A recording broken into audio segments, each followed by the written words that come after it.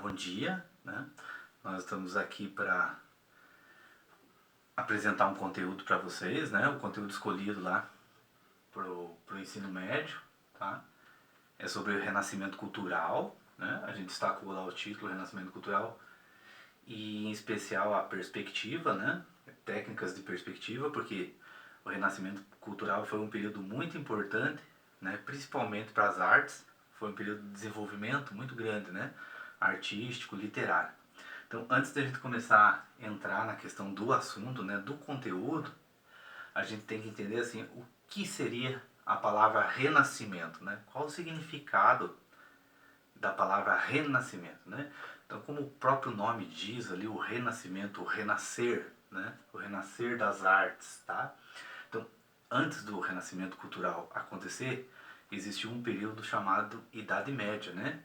Então, durante a Idade Média, que foi um período lá que durou mais ou menos 1000 anos, tudo que era produzido pelos artistas, né, que na época na verdade nem existia a figura do artista, mas tudo que era produzido, né, era em relação à igreja, ou seja, estava focado ou voltado para a religião. Então todos os temas produzidos, né, pelos artesãos, eles atendiam aquilo que a igreja pregava, ou seja, os dogmas da igreja, né? Então muita coisa relacionada às artes, elas tinham que estar relacionada à igreja, ou seja, como a igreja era a única instituição organizada na época, ela controlava tudo aquilo que era produzido, né? O Renascimento, então, é um período que vem após a Idade Média, né? Que é esse período de 1000 anos, né? E ela acontece durante os séculos XV e século XVI. Então, por que ele coloca, então, renascer, né, das artes? Porque o Renascimento é um período de resgate da arte grega. Então, para muitos historiadores lá, fica que a Idade Média é um período de trevas, né? Também é conhecido como o período das trevas. Então, muito do que se produzia, né, era sob o controle da igreja. O renascimento, o renascer das artes, ele trouxe liberdade para os artistas, né? Deu mais autonomia para que os artistas pudessem criar, né? Então, onde que o renascimento acontece? Né? O renascimento ele acontece na Itália, né? É o berço do renascimento cultural. E com o tempo ele vai se espalhando lá por toda a Europa, né? Por toda a Europa. E em cada lugar específico ele vai se desenvolver com o nome de alguns artistas, né? Até no material que a gente separou para vocês, a gente vai destacar ali alguns dos artistas, porque são muitos os artistas influentes aí do período, né? Então, por que o Renascimento aconteceu lá, né? Porque houve um resgate da arte grega. O que a arte grega prega, né? A arte grega ela prega um padrão de beleza, a perfeição, né? A perfeição das formas, né? Uma das características do Renascimento, né, por exemplo, é a questão do antropocentrismo, né? O que seria o antropocentrismo? Seria você colocar o homem como uma figura central, né? Ou seja, o homem é o centro de todas as coisas, né? As medidas e as proporções. Essa é uma característica marcante do Renascimento, né? O uso da matemática, da geometria para poder desenvolver as artes, né? O desenho, a pintura, a escultura também é outra característica, né? Outra característica é o humanismo, ou seja, a valorização do homem, valorizar aquilo que o homem produz, né?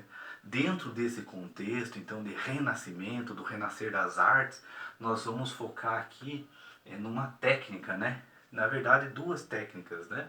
Chamadas de perspectiva. Uma delas é chamada de perspectiva linear, né? E a outra é chamada de perspectiva tonal. Então, para isso, né?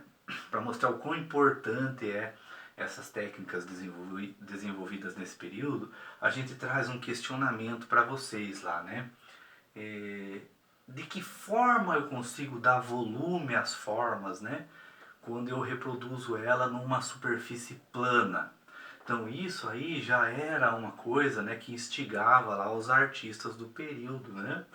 Já porque na Idade Média as figuras elas eram todas chapadas, né? Não tinham profundidade, não tinham perspectiva, existia uma preocupação com o tema, né? E não com as técnicas. coisa que já não acontece no Renascimento. O Renascimento eles vão buscar a perfeição em basicamente tudo que eles produzem, né? Então a gente coloca um questionamento para vocês lá, né? Então a gente vai usar o suporte, como que eu vou criar volume, né? Nessas formas que eu vou produzir. E aqui, né, vamos passar a imagem para vocês verem, né? Então a gente deu levantou um pouquinho as questões do contexto histórico, né? Em que ponto acontece lá o Renascimento, né? Algumas características marcantes ali, a questão do humanismo, né? Do antropocentrismo, né? A razão acima, né? A razão, a ciência acima da razão, né? Então as ciências elas são muito mais fortes que a razão, que a emoção, né? A emoção ela fica meio de lado. O que vale mais então é aquilo que eu posso provar. Então as ciências vão estar relacionadas com as artes lá, né? Então a perspectiva vai servir lá para a gente conseguir a tridimensionalidade nas formas, né? Principalmente na pintura, que é o assunto que a gente vai trabalhar aqui, né? Então a perspectiva linear e a perspectiva tonal. Onde essas técnicas são utilizadas por esses artistas desse período. Então a gente vai passar aqui uma imagem para vocês verem, né? Alguns artistas e obras. A gente sabe que existe, né, um número bem grande de artistas desse período, né? Não são só pintores, né, mas são escultores, arquitetos, músicos, né? Mas o nosso foco aqui é a pintura, né? A técnica da perspectiva. Então aqui primeiro a gente traz uma imagem ali para vocês darem uma olhada do quadro do Leonardo da Vinci, né? A Santa Ceia. E nessa imagem da Santa Ceia já é possível ver lá, né, a cabeça de Jesus como se fosse um ponto de fuga. Todas as linhas, né, que são paralelas, elas vão seguir de forma convergente lá na cabeça dele, né? A gente pode perceber aqui que a altura das janelas, das portas, elas vão diminuindo à medida que chegam no ponto. Então isso a gente chama de perspectiva linear, né? E os efeitos de luz, né, e sombra que dão profundidade nas formas. Então essas técnicas elas foram muito importantes por conta disso, né? Criar a sensação de um espaço tridimensional nas imagens. Aqui a gente tem uma escultura também, né, do Michelangelo, a gente percebe também a tridimensionalidade ali nas formas, né, a profundidade com que ele consegue dar no mármore lá, né, perfeccionismo. Então isso aí é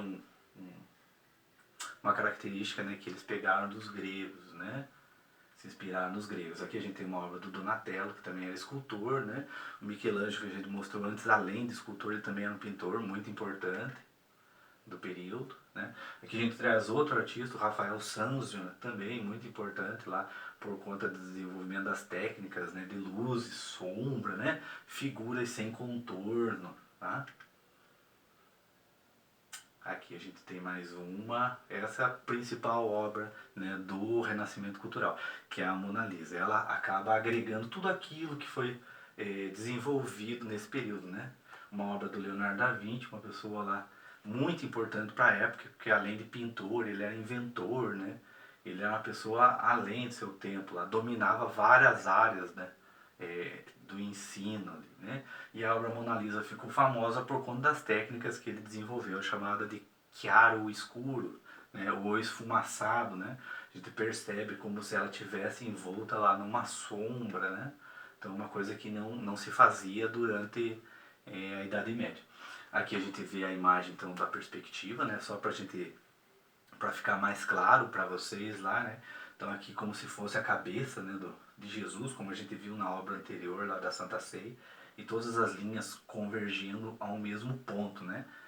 Mostrando pra gente as distâncias dos objetos de acordo com o tamanho, né? À medida que eu aproximo do ponto, o objeto vai diminuindo, que os prédios, né, as árvores. Então é uma coisa muito importante lá e é usada até hoje, né? Todos os artistas, né, se utilizam dessas técnicas para dar volume nas formas, né? E como uma proposta de atividade, né, a gente pensou lá assim, reunir grupos, né, os grupos dos alunos, né, para criarem obras, né, podendo ser pintura ou podendo ser desenhos, né, utilizando a técnica da perspectiva linear ou tonal, de acordo com a vontade do estudante, né, a qual ele se sentir mais à vontade para fazer, né, e transformar essas imagens em QR Codes, né, tá?